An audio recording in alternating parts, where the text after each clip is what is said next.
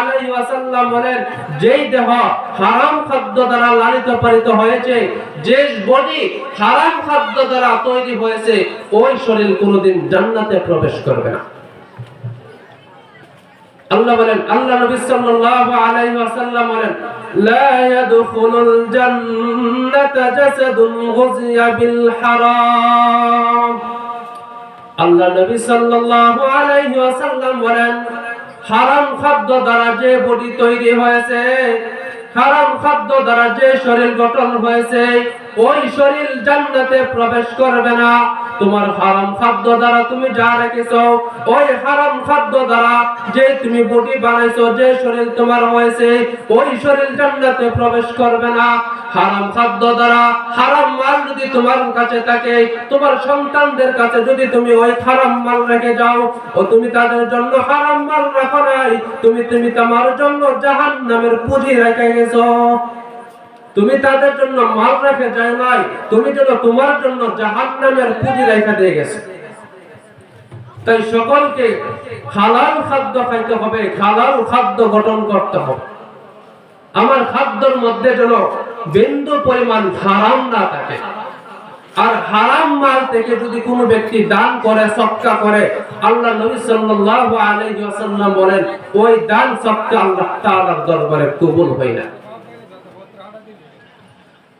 হারাম মাল থেকে যদি কোনো ব্যক্তি দান করে, ওই দানও কবুল করা হয় না, তার সওয়াবও দেওয়া হয় না। তাই হালাল খাদ্য খাইতে হবে। হালাল খাদ্য দ্বারা যখন কোনো মানুষ খায়, তখন সেই ব্যক্তি নামাজ পড়তে ভালো লাগে, রোজা রাখতে ভালো লাগে, ইবাদত বন্দেগী করতে ভালো লাগে। আর যে ব্যক্তি হালাল খাদ্য খায় না, ওই ব্যক্তি নামাজ পড়তে ভালো লাগে না, রোজা রাখতে ভালো লাগে না, অন্যায় অপরাধ করতে তার কাছে ভালো লাগে। তাই হালাল খাদ্য খাইতে হবে।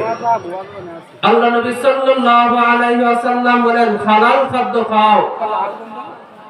কিতাবের মধ্যে লেখেন, হালাল এবং হারাম মানের পার্থক্য বোঝাইতে গিয়ে লেখেন, হযরত ইয়াকুব রাহমাতুল্লাহি আলাইহি উনি বলেন, আমি এক বাড়ির মধ্যে আমি একদিন দাওয়াতে গেলাম, আমি ওই বাড়ির মধ্যে দাওয়াতে গেলাম, আমি ভাবলাম মুখটা মনে হয় তার উপার্জন হালাল হবে, আমি এই ভেবে মুসলমান মনে করে আমি তার দাওয়াতের মধ্যে চলে গেলাম। আমার জানা ছিল না ওই লোকের খাদ্য যে হারাম, তার ব্যবসা বাণিজ্য হারাম, আমার জানা ছিল না। আমি না জেনে তার ঘরের মধ্যে 2-3টা রুকমা খেলাম। ওই 2-3 রুকমা খাওয়ার কারণে আমার অন্তরের মধ্যে আমি বুঝতে পারলাম যে ওই লোকের খাদ্যটা হালাল নয়, তার ব্যবসা বাণিজ্য, তার উপার্জনটা হারাম। এই মনে করে আমি তার খানাগুলো খাইলাম না।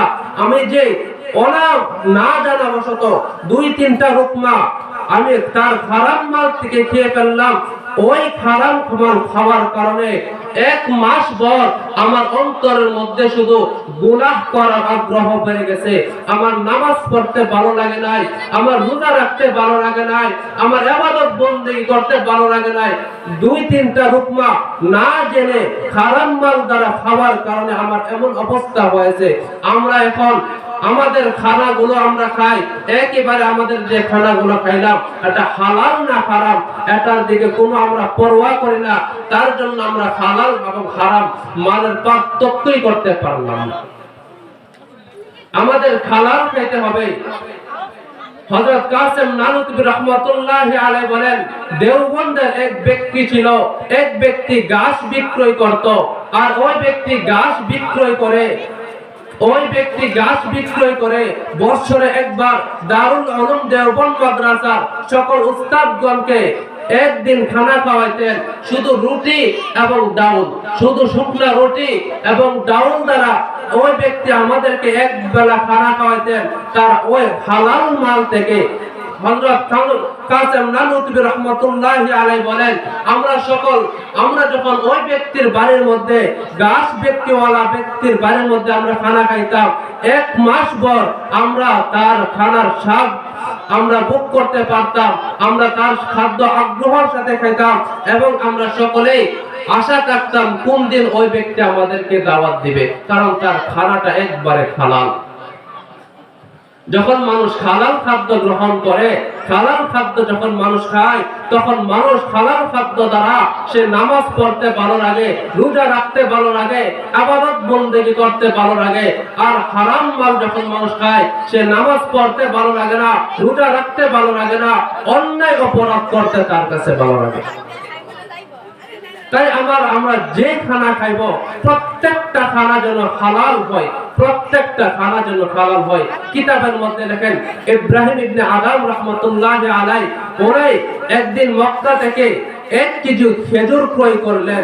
1 কেজি খেজুর যখন ক্রয় করলেন, খেজুর ক্রয় করার সময় একটা খেজুর মাটিতে পড়েছিল, আর উনি ওই খেজুরটা নিজের মনে করে উনি মনে করলেন আমার মনে হয় মাপার সময় খেজুরটা আমার এখান থেকে পড়েছে, এই মনে করে ইব্রাহিম ইবনে আদম এই খেজুরটা খেয়ে ফেললেন। ওই খেজুরটা যখন খেয়ে ফেললেন, ইব্রাহিম ইবনে আদম উনি যখন ওই খেজুরটা খেয়ে চলে গেলেন, 1 বছর পর ইব্রাহিম ইবনে আদম স্বপ্নে দেখলেন একজন আগন্তুক বলতেছে, হ্যাঁ ইব্রাহিম, 1 বছর আগে একটা খেজুর নাহক ভাবে অন্যায় ভাবে খাওয়ার কারণে আজকে 1 বছর যাবত তোমার কোন ইবাদত আল্লাহর দরবারে কবুল হচ্ছে না। ইব্রাহিম ইবনে আদম রাহমাতুল্লাহি আলাইহি সঙ্গে সঙ্গে আবার উনি যেখানে থাকতেন বাইতুল মুকাদ্দাস থেকে মক্কা শরীফ 750 মাইল দূর, ইব্রাহিম ইবনে আদম সঙ্গে সঙ্গে ওইখানে যেখান থেকে খেজুর ক্রয় করলেন ওইখানে আবার চলে গেলেন এবং যাই দেখলেন এখানে একজন বাচ্চা, একজন যুবক খেজুর বেচতেছে আর বলতেছে, বাবা এখান থেকে আমি 1 বছর আগে খেজুর ক্রয় করেছিলাম, ওই লোকটা কোথায়? তখন বলেছিলেন, আপনি যেখান থেকে খেজুর ক্রয় করলেন তখন আমার বাবা ছিল, আমার বাবা ইন্তেকাল করেছে। তখন ওই লোকটি বললেন, ইব্রাহিম আপনি আদম বললেন, আমি 1 বছর আগে তোমার বাবা থেকে আমি 1 কেজি খেজুর ক্রয় করেছিলাম, একটি খেজুর আমার নিজের মনে করে আমি খেয়ে ফেললাম, এখন ওই কারণে আমার কোনো ইবাদত কবুল হচ্ছে না। তখন ওই যুবক বললেন, আপনি যে একটি খেজুর খেয়েছিলেন তখন আমার বাবার কাছ থেকে খেয়েছিলেন, আর এখন আমার বাবা চলে গেছে, এখন আপনি আমার পরিবার যারা আছে, ভাই বোন যারা আছে, তাদের থেকেও খেজুরের মাপ আনতে হবে। ইব্রাহিম ইবনে আদম তাদের কাছ থেকে, তাদের পরিবারের সকলের কাছ থেকে একটি খেজুরের মাপ আনলেন। একটি খেজুরের মাপ আনার পর তারা যখন মাফ করলেন, ইব্রাহিম ইবনে আদম আল্লাহর দরবারে একটি সিজদা করলেন।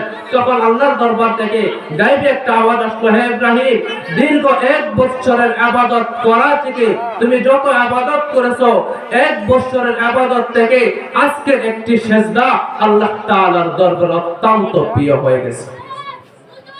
কিন্তু আমরা যখন মানুষ বাজারে যাই, বড়ই করে কোনো কিছু কিনতে যাই, ক্রয় করতে যাই, দাম জিজ্ঞাসা করতে করতে কয়েকটা আমরা খেয়ে ফেলি, টক না মিষ্টি এটা জিজ্ঞাসা করতে করতে কয়েকটা খেয়ে ফেলি।